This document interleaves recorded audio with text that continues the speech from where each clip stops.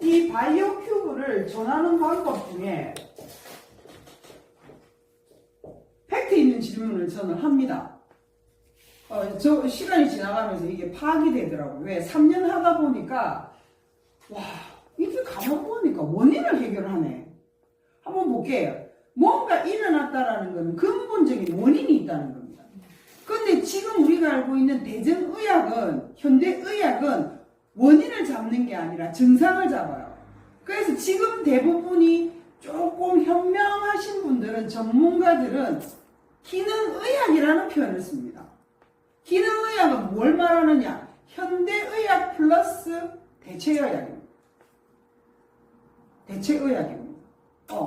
그 부분을 이야기를 할 때, 즉, 이 대체의학의 해결 방법은 뭐다? 원인을 해소하자는 겁니다. 분명히 이런 증상이 일어났을 때는 원인이 있다는 겁니다. 볼게요. 보통의 우리가 건강을 이야기를 하면 최고 많이 쓰는 방법이 병원 갑니다. 병원 가면 뭐부터 봐요? 혈액의 수치를 봅니다. 수치를 보고 뭐가 나와요? 진단이 떨어져요. 진단이 떨어지면 뭐? 약이 처방됩니다. 뭐만 보고 판단하느냐? 혈액 수치입니다. 내 몸 안에 일어나는 혈액 수치를 가지고 진단이 떨어지고 약 처방이 들어가요. 그 다음에 보조식품 시장입니다. 저도 이거 한 10년 정도 했습니다. 보조식품도 뭐죠? 건조하다라고 생각하면, 내 몸에 뭔가가 문제가 있다라고 판단을 하면 뭐 해요? 이걸 채우는 영양을 이야기하는 거예요. 볼게요. 간이 안 좋아. 뭐부터 해요, 우리는? 피곤하다 하면 뭘 해요? 네, 피곤하다 하면은 간 영양제 찾아요. 맞죠? 원인이 뭔지 몰라요. 원인은 뭐예요? 독소 때문이잖아. 그 괜찮게 역할을 하던 장기들이 문제가 왔다는 것은, 원인은 독소인데 우리는 뭘 하고 있느냐? 영양을 채워서 장기가 일을 하게 하도록 하겠다는 뜻이잖아요. 근데 동영상에도 분명히 뭐라고 나와 있느냐면, 지금 말했듯 분명히 원인이 독소다라고 이야기를 했어요. 그 원인이라고 이야기를 하면서 그 다음 뭐다? 혈관이 경화된다라고 했어요. 그 다음에 표현이 뭐다? 혈관이 경화되는 게, 모세혈관이 경화되기 시작합니다. 막히기 시작합니다. 그 다음에 어떤 일이 일어나요? 큰 혈관이 막히기 시작해요. 그러면 지금 말했던 이 문제가, 이 큰 혈관이 막히기 시작했는 여기에 영양제를 투입한다고 먹을 수 있을까요? 흡수될 수 있을까요? 세포까지 갈 수 있을까요? 안 됩니다. 못 간다는 겁니다. 못 간다. 그런데 바이오큐브는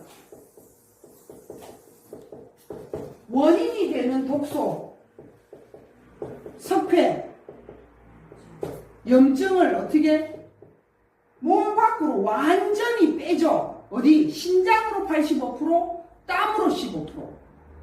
중요한 거는 혈관 혈액의 것만 뺄까요? 아닙니다. 어디? 체지방 속에 있는 것도, 뼈 속에 있는 것도. 왜? 혈관 혈액이 다니기 때문에.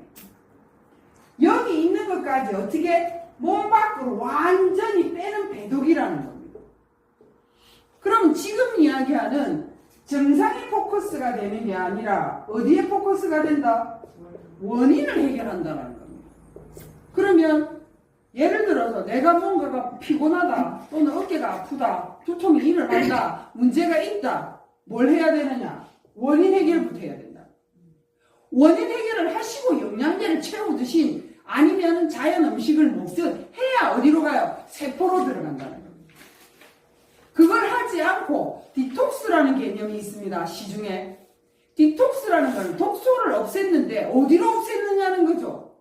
출처가 불투명하다는 거. 근데 바이오큐브의 배독은 말 그대로 몸 안에 있는 독소와 염증과 석회를 어떻게 몸 밖으로 완전히 빼는데, 지금 이야기 드린 대로 독소가 숨어있는 체지방 속, 독소가 숨어서 아프다는 뼛속까지 있는 걸 어떻게 우리 몸의 생리적인 현상으로 돌아서 밖으로 뺀다는 겁니다.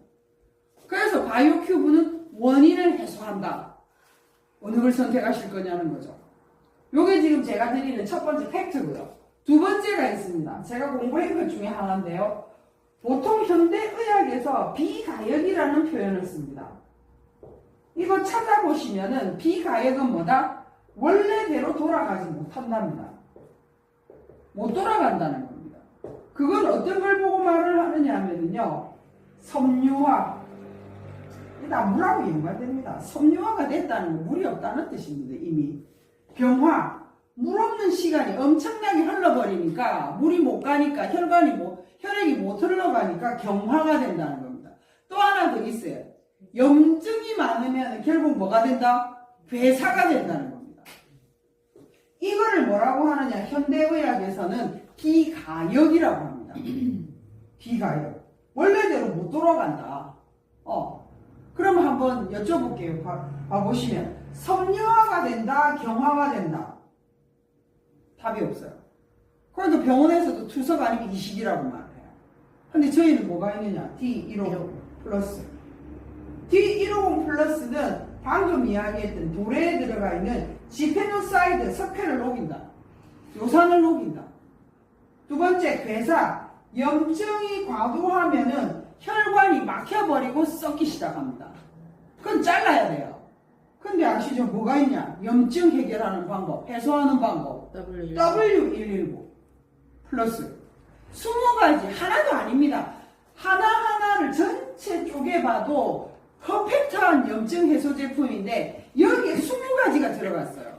근데 이걸 시커먼 한약으로 내놓으면 못 먹어요. 과유불급입니다.